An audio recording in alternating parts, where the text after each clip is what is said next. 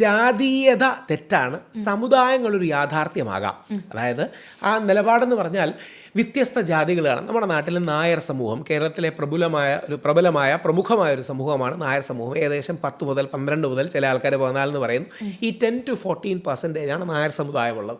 ഹിന്ദുക്കൾ മറ്റൊരു പ്രമുഖ സമുദായമാണ് ഈഴവ സമുദായം. ഈ നായർ സമുദായത്തിലാണ് ഭാരതകേസരി മന്നത്ത് പത്മനാഭൻ, NSSൻ്റെ സ്ഥാപകൻ, ചട്ടമ്പി സ്വാമികൾ ഒക്കെ വന്ന് പറഞ്ഞത്. ഇതേപോലെ ലോക ഗുരുവായി നമ്മുടെ ഇടയിൽ പറഞ്ഞ ശ്രീനാരായണ ഗുരുദേവനാണ് ഈഴവ സമൂഹത്തിൽ വന്ന് പറഞ്ഞത്. 20-22%, 24% ചിലർ പറയുന്നു ഈഴവ സമൂഹമാണ്. പിന്നെ നമുക്ക് പുലയ സമൂഹമുണ്ട്.